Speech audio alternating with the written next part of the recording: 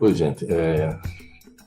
Nós estamos construindo agora, junto com todos os servidores públicos, uma greve em decorrência da tentativa do governo federal em conceder reajuste salarial apenas para os policiais federais. É claro que toda a construção política se dá a partir da necessidade de interpretação do artigo 37 da Constituição, no seu inciso 10, que diz que os salários dos servidores públicos e servidoras públicas precisam ter uma revisão anual.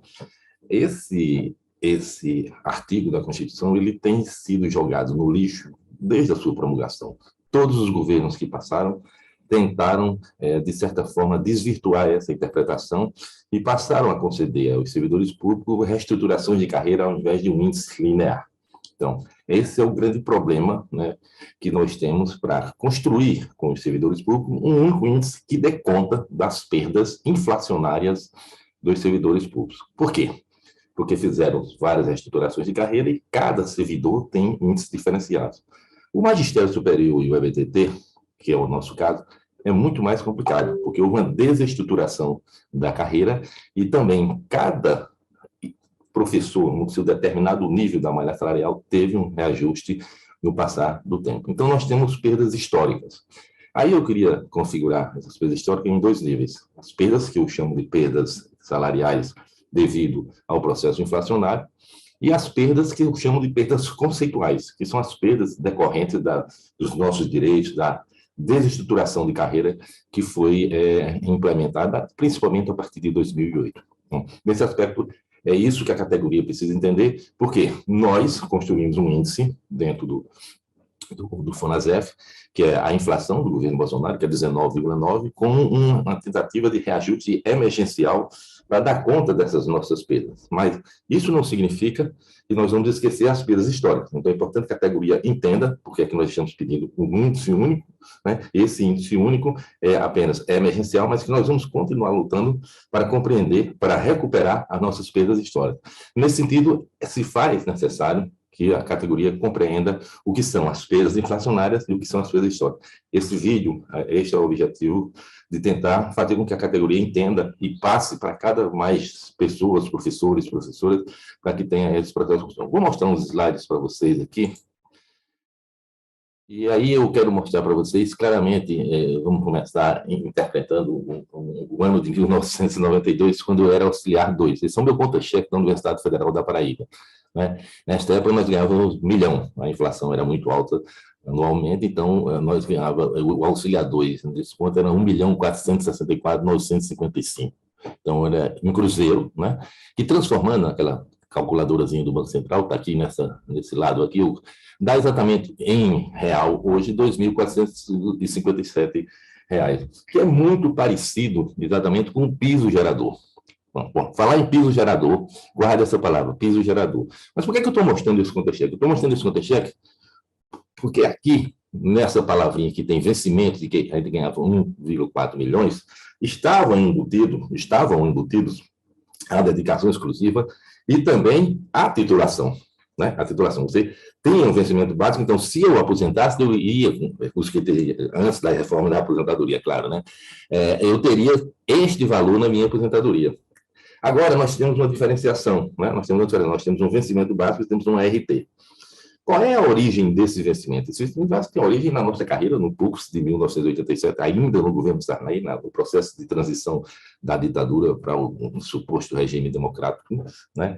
E qual a gente garantia steps bem definidos no processo de carreira. Você tinha um piso gerador, aí sim, um piso gerador era o salário do professor graduado T20, que gera todos os outros salários da malha salarial. Aí você vai ter vários níveis, né? Você vai ter várias titulações, a especialização, aperfeiçoamento, mestrado, doutorado, e 3 regimes de trabalho.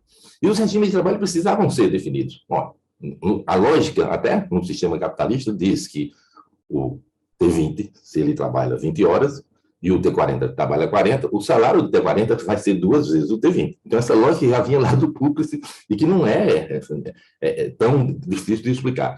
O debate se dava em cima da dedicação exclusiva, porque a dedicação exclusiva, o professor tinha que se dedicar à universidade e não teria, né, outro emprego. Então, inicialmente, definiu-se esse salário do professor dedicação exclusiva como 3 vezes o salário do T20. Ou seja, isso, em outra linguagem, é 50% a mais do T40. Tá? Numa greve de 91, nós passamos para 3,1. Então, isso é o que define a nossa malha salarial. Você define o salário do professor T20 graduado, aí você multiplica os steps para construir o processo vertical e dar amplitude da carreira no professor graduado, depois e, a partir daí, você define também o que eu chamo de horizontalidade, que é você calcular a relação entre o T20 e o T40. Então, se o T20 ganhava R$100, o T40 vai ganhar 200 e o dedicação exclusiva vai ganhar 310, porque na greve 91 nós passamos de 3 para 3,1. Então, essa é a relação que nós construímos para a construção do processo de malha salarial, e a partir desse vencimento básico você teria as suas vantagens a partir do mestrado, do doutorado. Isso foi destruído. Então, isso é uma perda conceitual que eu vou mostrar para vocês daqui a pouco. Se a gente olhar direitinho, né, essas são as perdas do vencimento básico. Hoje eu estou calculando, para ficar mais claro, as perdas do vencimento básico e da RT, no salário que nós temos hoje. Né? Veja que nessa coluna aqui, nós temos as perdas dos professores. Tem professores que têm perda muito grande, veio aqui 33% adjunto 1, enquanto o titular tem uma perda de 3,2. Esse foi o processo que eu chamo de perda conceitual, construído, dando valores maiores a determinados níveis da carreira e tirando de outros. Especificamente, isso foi tirado da parcela maior da categoria, que era dos aposentados do adjunto, e também nós tínhamos mais professores adjuntos. Então, você dava um aumento maior para os associados e para os titulares. Então, isso acarretou, né, num jogo, eu diria que é um programa de computador para distribuir isso na malha salarial, que provocou essa desestruturação, essa deturpação na forma de construir a malha salarial como nós tínhamos historicamente. Então, gente, se nós pensarmos em termos de perdas conceituais, esta planilha ela mostra exatamente os nossos salários em agosto de 2019, que, por coincidência, são os salários da atualidade. Né?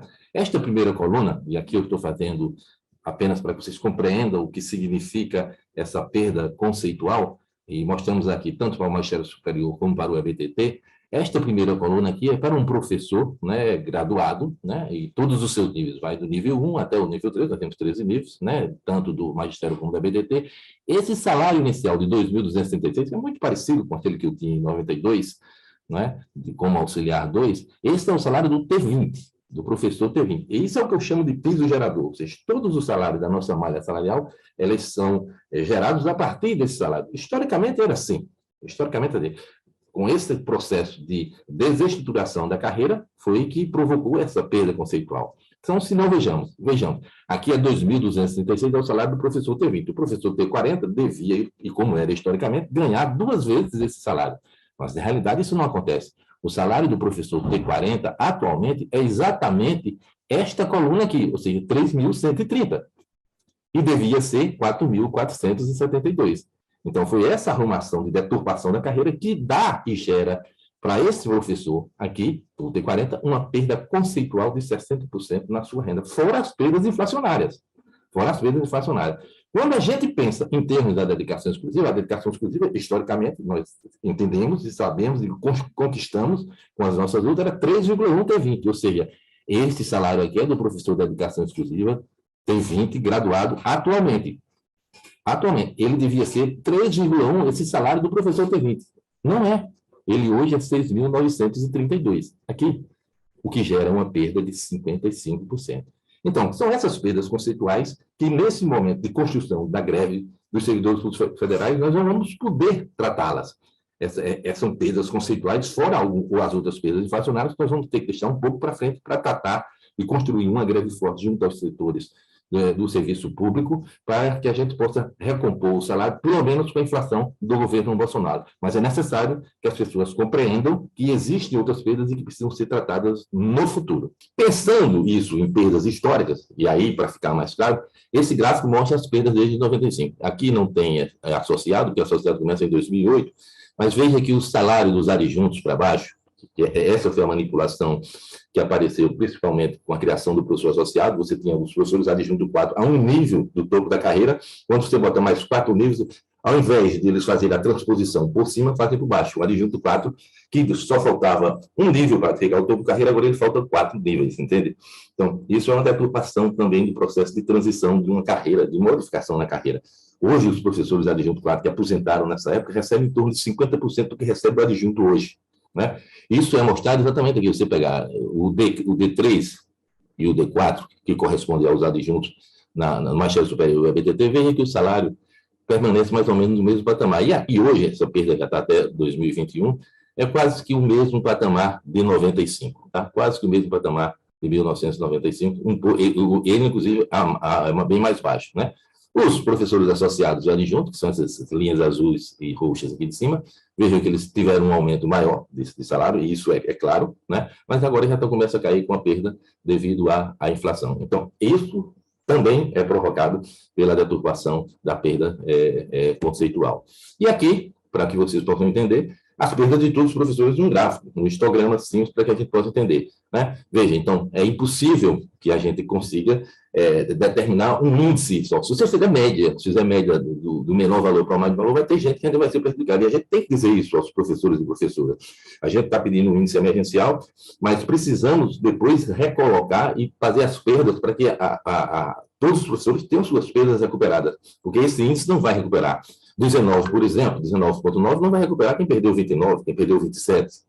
Né? Então, é importante compreender esse processo e passar para os professores entender que isso é um processo de construção da unidade dentro do FONASEF. E aqui é a RT. A RT fica claro, quem já viu alguma discussão de carreira que nós fazemos, eu chamava isso aqui o poço da maldade, né? Esse é o poço da maldade porque eles tiram do meio da categoria, né? Categoria que eram os professores adjuntos e os aposentados, principalmente, aumentava a RT para os associados e titulares, e isso também provoca uma perda, né, na RT. Aí, essas perdas teriam que ser somadas, né? Se você soma as duas remunerações, calcula essas perdas. Estou calculando ela em separado para ficar mais fácil. Então, é isso que a gente precisa explicar para a categoria, ela precisa entender o que são as perdas inflacionárias, o que são as perdas conceituais no processo histórico da carreira do magistério superior e do EBTD. E é assim que a gente vai tentar continuar fazendo a política do Andes na defesa dos direitos dos professores e professoras. Por fim, como a gente está pedindo 19,9, aí tem uma tentativa de cálculo do IFE, que é um instituto financeiro independente que funciona dentro do Senado, não é tão independente assim, mas que eles mesmo fazendo a política para dentro do Congresso, eles têm dados muito bons que dá para a gente usar. Então, eles fazem uma simulação de que se o governo resolver, por exemplo, dar um reajuste de 5%, ele teria que gastar 16 bi. Se ele der de 10%, 32 bi. Se ele der 20%, que é mais ou menos o que a gente está pedindo, 19,9%, ele teria que gastar 64 bi. Com certeza tem esse dinheiro para conceder esse aumento. Tá?